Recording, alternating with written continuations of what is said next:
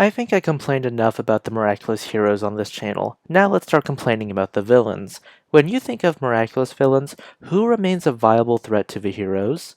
I'm not talking about useful idiots, I'm talking about actual villains who pose a threat either by creating minions or direct combat in order to capture the Ladybug and Black Cat Miraculous.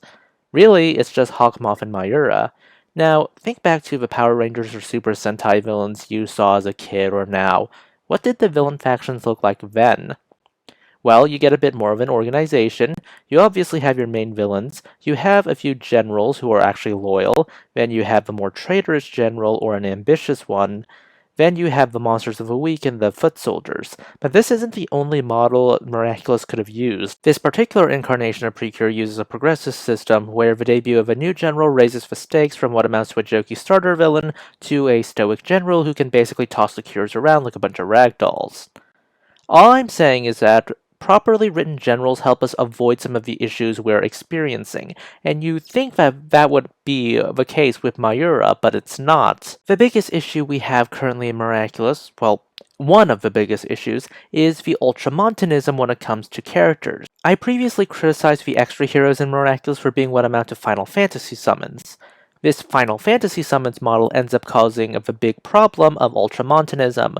Marinette is basically the sole relevant character.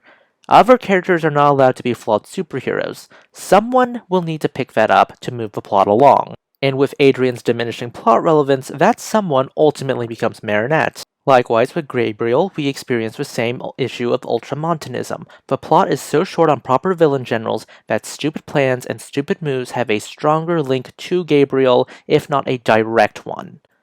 This is especially true as Natalie's illness progresses throughout the series, leaving Gabriel to be the only one to be actually a threat to the characters. And of course, the idiocies end up becoming solely his.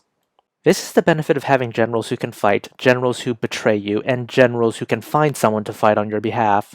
Because your plan might be good, but it can be poorly executed by your generals, or your generals didn't foresee something that reasonably could not be on them. What's funny is that with the introduction of Mayura, we could have easily made generals. The Peacock Miraculous can make perfect replicas of people and original creations, as shown by the Ladybug Centimonster being a perfect replica of Ladybug and Adrien being an original creation. We simply could have just snapped generals into existence that way, each with their own personality and specialty. Keep Natalie, but have her play Spy Master, especially as her illness progresses. Have her find out everyone's identities. Have another be Marinette and Adrien's friend during the day, but is secretly a villain who is a recurring threat to them. And of course, have one that is secretly trying to betray and usurp Gabriel. The problem with the villains is the same as any other problem with the show. The show introduces concepts and ideas. With proper development and thought, they could be made into something interesting. The show, however, doesn't want to develop such ideas. We can combine that with the show's hesitancy to spread the focus out towards a bigger cast and not relegate them to essentially Final Fantasy summons.